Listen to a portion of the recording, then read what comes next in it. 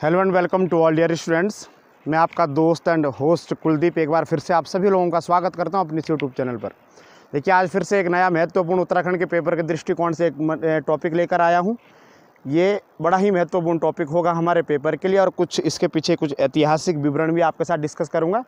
हालाँकि इस टॉपिक के बारे में किताबों में दिया हुआ तो है, लेकिन कुछ उतना इसके बारे में गहनता से या उतना पता किताब के बारे में हमको नहीं मिलता है, किताब से नहीं मिलता है। आज मैं आपको एक हमारे जौनसार क्षेत्र की एक बहुत ही प्रसिद्ध जगह है, जहाँ पर आपने देखा होगा किताबों में लिखा गया है उसके बारे में कि मोण लगता है जौनसार में, जिसको डूंगियारा का मोण बोला जाता है। और ये कई बार पेपर में पूछा भी जा चुका है, आप सभी लोगों को पता है। आज मैं उस लोकेशन पर हूँ जहाँ पर ये मोण लगता है। मोण का एक शाब्दिक अर्थ अगर हम निकालते हैं तो एक तरीके का मेला लगता है ये, है ना। तो इस मेले के बारे में क्या कुछ महत्वपूर्ण चीज़ें यहाँ पर है, क्यों ये लगता है और ये प्रसिद्ध इतना है हमारे क्षेत्र में कि उसके बारे में क्या है वो मैं बताता हूँ आपको। और ये जो मोण जो है ये दरअसल मेरे ही गांव में ही लगता है। डूंगियारा जो ये नाम का जो ये स्थान है, ये मेरे ही गांव का स्थान है। हमारी ही यहाँ पर ज़मीनें हैं, वहीं पर है। और इस मोण के पीछे उद्देश्य क्या होता है, क्या इसके पीछे रीज़न था, क्यों ये सब मनाया जाता था और वर्तमान समय में भी मनाया जाता है। हालांकि ये लास्ट टाइम अभी मैं गांव के बुज़ुर्गों से इसके बारे में पता कर रहा था, तो उनका कहना है कि शायद 38 से 40 साल पहले हुआ था। अभी काफ़ी समय से डूंगियारा का मोण नहीं हुआ। एक मोण दूसरा होता है, उसके बारे में भी डिस्कस करेंगे, वो 12 साल बाद होता है। आज मैं आपको देखिए सबसे पहले सीधा क्वेश्चन पर आता हूँ। आप एक चीज़ को समझना, जो डूंगियारा का जो ये मोण लगता है इसके पीछे एक रीज़न है। एक देवता, आपको पता होता है कि कोई ना कोई घटना जौनसार में या फिर हमारे देवभूमि उत्तराखंड में किसी ना किसी देवते से जुड़ी हुई होती है। उसके पीछे कोई ना कोई एक ऐतिहासिक रीज़न होता है जिस वजह से हम इसको करते हैं, ये अनुष्ठान करते हैं।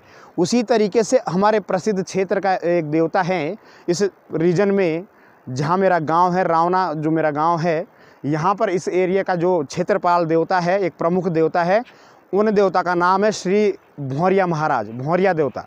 उनका मंदिर है, देखो आपको नीचे दिखाई दे रहा होगा, भौरिया देवता का। अभी मैं वहाँ पर मंदिर पे जाने वाला हूँ। आज मैं उनके पूजन के लिए या उनके बारे में पूजा करने वाला हूँ। तो सीधा प्रश्न बनता है, हालांकि आज तक ये प्रश्न बना नहीं है, पर आगामी पेपर में बन सकता है कि डूंगियारे का मोण किस देवता से संबंधित है। तो उन देवता का नाम है भौरिया देवता। और यहाँ पर हम इस कहानी को आपको मैं विस्तार से समझाऊँगा, सुनाऊँगा क्या है, फिर इसके बारे में आगे चलते हैं। एक बार आप मंदिर के दर्शन करिए। यहाँ से महाराज हमारे हैं, जिनके हम खुद भी बड़े भक्त हैं, बहुत ज़्यादा मानता हूँ इनको मैं भी। ये पूरा का पूरा जो एरिया आपको दिखाई दे रहा है सामने, ये आपको क्यारियाँ जो दिखाई दे रही है, ये सारी की सारी क्यारियाँ, इन्हीं क्यारियों में प्रसिद्ध डूंगियारा का मोण लगता है। यही एरिया है जिसको डूंगियारा का मोण, डूंगियारा क्षेत्र बोला जाता है। बहुत ही प्रसिद्ध एरिया है। यहाँ पर हमारे पुराने समय में, प्राचीन समय में जो ये रास्ता यहाँ से जो आ रहा है, ये ऊपर नदी, इस नदी से जो रास्ता आ रहा है, इस रास्ते से आवागमन का सारा कार्य इसी रास्ते से होता था। यहाँ से पूरा रास्ता ऊपर जा रहा है। डूंगियारा क्षेत्र अपने आप में एक बहुत ही ज़्यादा एक प्रसिद्ध क्षेत्र रहा है, क्योंकि संभवतः इस एरिया की जो ये पट्टी हमारी है, चक्राता का जो ये पट्टी है, इस एरिया की सबसे पहली जो स्कूल था, पुराना स्कूल था, डूंगियारा स्कूल था एक, और पोस्ट ऑफिस भी संभवतः सबसे पहले इस एरिया में, यहाँ डूंगियारा में ही थी। आप इन सब चीज़ों को थोड़ा समझना। और ये जो नदी आपको दिखाई दे रही है, वही नदी है जिस पर टाइगर फॉल है। तो हम इसके बारे में शुरू करते हैं बोलना, और इसको मैं थोड़ा आगे आपको डिस्कस करता हूँ। इसी नदी पर टाइगर फॉल है। ये वही नदी है जिसको हम मोदर गार्ड या कंदार गार्ड के नाम से जानते हैं। इसके आगे मैं भी आपको इसके बारे में बताता हूँ। चलिए, तो भौरिया देवता के बारे में आपको इतिहास के बारे में बताता हूँ उनके। देखिए, जो ये नदी जा रही है आपकी मोदर गार्ड, जिस पर टाइगर फॉल वाटर जलप्रपात भी बना हुआ है, आपको मैं बता दूं, हमारे बुजुर्गों का कहना है कि ये जो 3 भाई जो हमारे महाराज हैं, जो देवता हैं, एक जो सबसे बड़े देवता है उनको कैलू नाम से जाना जाता है, कैलू महाराज, जिनका मंदिर बिल्कुल वाटरफॉल पर बना हुआ है। साथ ही साथ उनके बाद उनके जो छोटे भैया हैं या उनके छोटे जो भाई हैं, हमारे कुल देवता, हमारे इष्ट, हमारे पूजनीय श्री भौरिया महाराज, उनका मंदिर यहाँ पर बना हुआ है। इसके बाद इसी नदी पर आके जाकर इनका सबसे छोटा भाई, जिनका नाम है श्री सौर देवता, सौर्य देवता, उनके बारे में भी उनका मंदिर नीचे है। और 2 यहाँ पर प्रसिद्ध मेले लगते हैं जिनको मोण बोला जाता है। एक मोण आपका डूंगियारा का मोण लगता है, और 12 साल बाद जो सबसे छोटे महाराज है जिनका नाम है सौर, उनका मोण लगता है हर 12 साल बाद। वो अब भी लग रहा है, उसमें मैं भी 2 बार जा चुका हूँ, मैंने उसको 2 बार अटेंड करा है। डूंगियारा के मोण के बारे में मेरे को भी, मैं भी इसमें, क्योंकि हमारे पिताजी का कहना है, बुजुर्गों का कहना है कि उस समय हम भी बचपन में थे, उनका भी बचपना था जब डूंगियारा का मोण हुआ था। इसके बारे में आपको बताता हूँ। माना जाता है कि हमारे यहाँ पर एक गांव है मोहना, मोहना नाम का गांव, एक बड़ा ही प्रसिद्ध गांव है मोहना, और मेरा गांव रावना। तो हम दोनों गांवों के मध्य डूंगियारा के मोण को लेकर जितने भी कार्य होंगे, ये सारे कार्य संपन्न कराने का कारण हमारा रहता है। कहा जाता है कि जिस व्यक्ति जो इसके पुजारी थे, इस महाराज के, मोहना गांव के थे वो यहाँ पर रहते थे। इस जगह पर उनका कहा जाता था, सामने आपको मैं पहाड़ दिखा रहा हूँ, इस जगह पर कहा जाता था कि यहाँ पर उनका घर था, यहाँ पर वो रहते थे। और नाम उनका जो अभी बुजुर्गों से मैंने पता करा है, तो उसके बारे में जो मुझको जानकारी प्राप्त हुई है, उनका नाम था रनिया, ठीक है, रनिया नाम था उनका। और एक कोई दूसरा उनके कोई भाई थे, नाम मेरे को थोड़ा उनका भी, रणसु और रनिया नाम के 2 भाई थे, रणसु और रनिया नाम के, ना। ये माना जाता है दोनों भाइयों का आपस में कुछ विवाद था। तो जो उनमें से जो रणसु था वो इस देवते का पुजारी था, भौरिया महाराज का। तो कहा जाता है कि ये इतना बड़ा भक्त था इनका, उनके पिंड में, उस रणसु जो भी कोई रहे होंगे, उनके पिंड में भौरिया देवता निवास करते थे। तो और उनको अमरत्व का वरदान भी प्राप्त हो रखा था भगवान की तरफ से। तो कहा जाता है कि एक बार गांव वालों ने उनकी ही पत्नी को उनके खिलाफ खड़ा करा, उनको कुछ उनकी दुश्मनी रही होगी गांव में, और उनको मारने का राज पूछा कि आपको मारा कैसे जा सकता है। तो कहा जाता है कि उसने राज बताया था कि मैं ऐसे तो मैं मर नहीं सकता। हमारे यहाँ पर एक त्यौहार होता है, बिस्सू का त्यौहार, आपने सुना होगा, बिस्सू मेला। उस समय एक संक्रांति होती है, फूल संक्रांति। उस दिन कहा जाता है, उसने कहा था कि मैं सिर्फ उस दिन मर सकता हूँ, और मैं जब मरूँ, मेरे मरने का रीज़न ये होगा कि उस दिन जो श्री भौरिया देवता जी हैं, ये मेरा साथ छोड़ देते हैं एक दिन के लिए, और ये हरिद्वार चले जाते हैं स्नान करने के लिए। उस समय मेरे पर शक्ति नहीं रहती है, मुझ पर इनकी कृपा नहीं रहती है। तो कहा जाता है इसी चीज़ का फ़ायदा उठाया था उनके दुश्मनों ने, उनके भाइयों ने, उनको मारने का। और उसी दिन, जिस दिन फूल संक्रांति होती है, उसी दिन कहा जाता है कि धनुष बाण से उनकी हत्या कर दी गई थी। और यहाँ पर उनका पूरा बस्ती बसी हुई थी, पूरा घर परिवार यहाँ रहता था उनका। ये पहाड़ मैं आपको दिखा रहा हूँ इस। और फिर कहा जाता है उसके बाद धीरे धीरे करके हमारे श्री भौरिया देवता को, जब बाद में इनका यहाँ पर मोहना के थे वो, तो इनका यहाँ पर मंदिर स्थापित करा गया। और मेरे को बड़ी खुशी इस बात को जिक्र करते हुए होती है कि 4 गांव हमारे इस एरिया में है, वो इस महाराज के पुजारी है, और मैं खुद भी इनका एक बहुत ही छोटा सा सेवक हूँ। मैं भी श्री भौरिया देवता को बहुत मानता हूँ, बड़ी ही कृपा इनकी है। और मैं इनसे ये करता हूँ गुजारिश कि आप सभी लोगों का भविष्य आगामी पेपरों में आप सभी लोगों पर ये अपना आशीर्वाद बनाए रखें। मैं खुशनसीब हूँ कि मैं इस महाराज का पुजारी हूँ, इनकी पूजा करता हूँ। और आज मैं इनकी पूजा करने के लिए ही आया, क्योंकि आज हमारे दिवाली का लास्ट दिन है। हमारी दिवाली चल रही है जौनसार में, आपको पता होगा कि 1 महीने बाद दिवाली होती है। तो इनकी पूजा पर हम आए हुए हैं।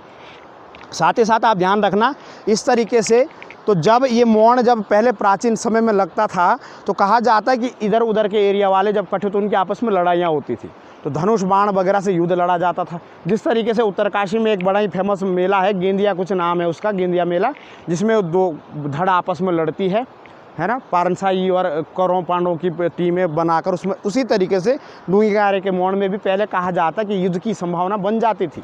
और इसका तो प्रमाण हम खुद देख चुके हैं। जो सामने मैं आपको दिखा रहा हूँ, ये क्यारिया है हमारे ही गाँव वालों की, हम लोगों की क्यारिया है यहाँ पर। तो इन सभी क्यारियों में धनुष बाण के बाणों के साक्ष्य हमको भी प्राप्त हुए, हमको भी धनुष बाण के यहाँ से साक्ष्य प्राप्त हुए हैं, हमारे पिताजी औरों का कहना है। तो यहाँ पर धनुष बाण वगैरह, लोहे के बाण वगैरह कुछ, उसका कुछ टुकड़े मिलते थे यहाँ पर, कहीं बार मिले उसके। तो ये पूरा एक रीजन था कि इतिहास था इसका। ये पूरा का पूरा डूंगियारा बड़ा फेमस जगह रही है, बहुत ही बड़ा केंद्र रहा है एक। और जब पुराने समय में यहाँ से उत्तरकाशी गढ़वाल तक के लोग जब चक्राता आते थे अपना, क्योंकि मेन मार्केट चक्राता ही हुआ करता था, तो उस समय का आप इसको कह सकते हो कि एक तरीका का सबसे प्रमुख मार्ग था डूंगियारा वाला। डूंगियारा पोस्ट ऑफिस से होते हुए आते थे।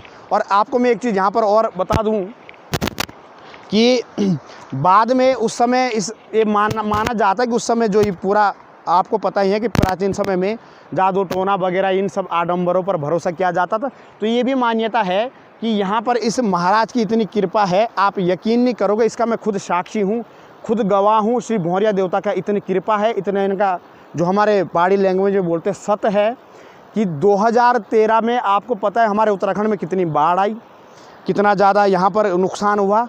उस समय भी इस महाराज की कृपा से ये पूरा का पूरा एरिया आप देखो ज़रा, इस पूरे एरिया में देखो, यहाँ पर ये रास्ता देखो आप, इधर भी ढलान है, इधर भी ढलान है, ये पूरा का पूरा एरिया बिल्कुल, मैं भी अभी बिल्कुल ढलान पर खड़ा हूँ, ढंगार पर खड़ा हूँ।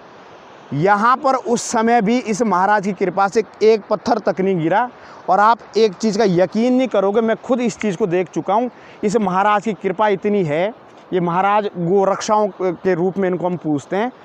एक बार यहाँ से ढलान से यहाँ पर अगर कोई भी जानवर अगर गिर जाता है, हमने इस एरिया में किसी जानवर को मरते हुए नहीं देख रखा। इस ढंगार से अगर गिरता भी है तो अपने पैरों पर उठ के वापस खड़ा हो जाता है।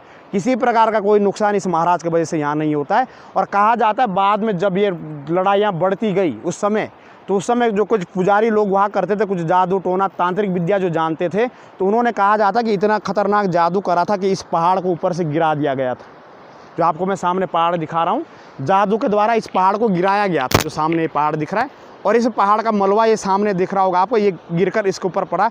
और जितनी बस्ती यहाँ पर बसी हुई थी वो सारी की सारी बस्ती कहा जाता कि इसके नीचे दब कर ख़त्म हो गए, समाप्त हो गए। इसको भी मैं इस चीज़ को समझता हूँ।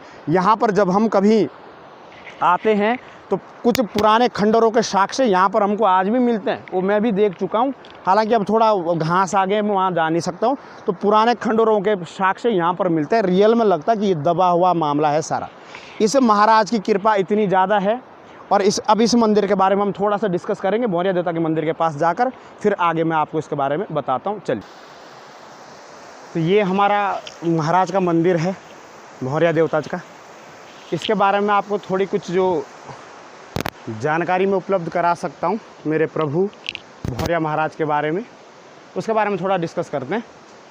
मैं अपने आप को बड़ा ही भाग्यशाली महसूस करता हूँ कि महाराज भौरिया का मैं एक पुजारी हूँ। और अब इनके कुछ चमत्कारों के बारे में थोड़ा सा देख लेते हैं कि इनके, अब ये थोड़ा देखिए आपके शायद पेपर के लिए तो ये ना हो, तो फिर भी इस महाराज की कृपा इतनी ज़्यादा है कि जो चमत्कार संभवतः चमत्कार यानी कि जिस पे कोई भरोसा ना कर सके, वो काम इस महाराज की कृपा से हो जाते हैं। इतना इस महाराज को हमारे यहाँ पर माना जाता है।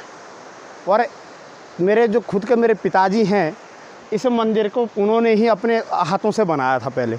बड़े ही भाग्यशाली हैं वो भी कि महाराज की कृपा उन पर हुई। इन्होंने मेरे पिताजी को सपने में दर्शन दिए थे, तब इन्होंने पापा ने वो मंदिर बनाया था। हालांकि बाद में 2009-10 में इस मंदिर का फिर से जीर्णोद्धार कराया गया।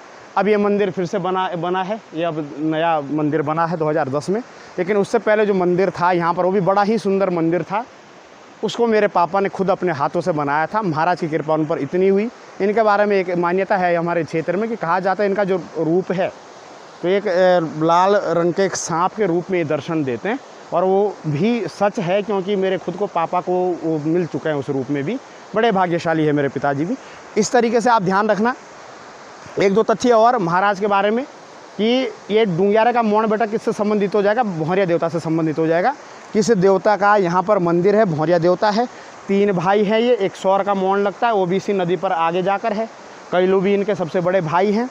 और प्रमुख रावना और मोहना जो हमारा गांव है, तो ये हमारे। और एक चीज़ आपको कहा जाता है कि अगर इस मंदिर के बारे में, जब इस डूंगियारे के मोड़ की जब आने की बारी होती है, तो ये महाराज संकेत देना शुरू कर देता है। एक तो इस हमारे 4-5 गांव के एरिया में सूखा पड़ जाता है, ये भी बिल्कुल सत्य है। बुजुर्गों का कहना है कि ऐसा भी हुआ है। हालांकि मैं ये अनुभव नहीं कर पाया हूँ, पर हाँ, दूसरा तथ्य ये माना जाता है कि हमारे गांव में रावना में कहा जाता है कि बाघ आता है और वो बाघ गुर्राने लग जाता है गांव में आकर, तो हमको संकेत मिल जाता है कि महाराज का आदेश हो चुका है। इसको हमारे पिताजी औरों ने देखा है डूंगियारा का मोड़, हमने तो खैर नहीं देखा है। हमने दूसरा मोड़ अटेंड किया था, मछली मोड़ भी लगता है, मछ मोड़ जिसको बोलते हैं, वो भी इसी नदी पर लगता है हमारा। वो मैं भी उसको अटेंड कर चुका हूँ, 2 बार बल्कि अटेंड कर चुका हूँ। यहाँ का अगर इस महाराज की कृपा रही, इसने ठीक रखा, तो ज़रूर हम यहाँ इसको भी अटेंड करेंगे। तो ये भौरिया देवता का मैंने आपको चर्चा बताई। बड़े ही देवता, ऐसे देवता है जो सबकी सुनते हैं। मैं खुद इनको बहुत ज़्यादा मानता हूँ और सभी मानते। आप लोगों को भी इनके दर्शन का जो सुख प्राप्त हो, आप भी फ़ायदा उठाएं। महाराज आपकी सारी मनोकामना पूरी करें, आपके आगामी पेपरों पर सारे कार्य आपके सफल हों और आपकी मनोकामना सारी की सारी पूरी हो। आज अपने इस वीडियो को मैं यहीं पर रोकता हूँ। आगे कुछ नई जगह महासु देवता के बारे में, अपने कल्चर के बारे में, लेकिन पढ़ाई के लिए जो चीज़ पढ़ाई में। और एक चीज़ आप ध्यान रखना, इस मोड़ में एक प्रमुख जो होता है, जब ये मोड़ निकलता है डूंगियारा का मोड़, तो ये हमारा एक जौनसार होगा। देखो किताब में ये नहीं दिया गया है, पर तब मैं आपको बता दूँ, जिस तरीके से नेपालियों की खुकरी होती है ना, खुकरी प्रसिद्ध हथियार होता है नेपालियों का, उसी तरीके से हमारे जौनसारियों का जो प्रसिद्ध हथियार है, उस हथियार को बोलते हैं डांगरा। तो प्रश्न अगर आ जाए कि डांगरा नाम का हथियार कौन सी जनजाति का है, तो जौनसारी जनजाति का है डांगरा। एक बार फिर आप मंदिर को देख लो, मेरे प्रभु को, महाराज के दर्शन करें, फिर इनका पूजन करते हैं। पूजन करने आए हैं हम, ठीक है। ये भौरिया महाराज का मंदिर है। बाकी मैं अपने आज के इस वीडियो को यहीं पर रोकता हूँ। आप पढ़ाई करते रहे, आगामी पेपरों के लिए आपको बहुत सारी शुभकामनाएं। भौरिया देवता आप सभी लोगों का कृपा करें। हम इनका पूजन करते हैं। चलिए, डूंगियारे का मोड़ भौरिया देवता से संबंधित है। ये नदी है मोदरगाड़, इसी नदी पर वाटरफॉल भी है। मैं आपको पहले ब्लॉग में या पहले वीडियो में आपको बताया था। पढ़ाई करते रहिए, भगवान आपके सारी मनोकामना पूरी करे। चलिए, धन्यवाद। जय हिंद, जय भारत।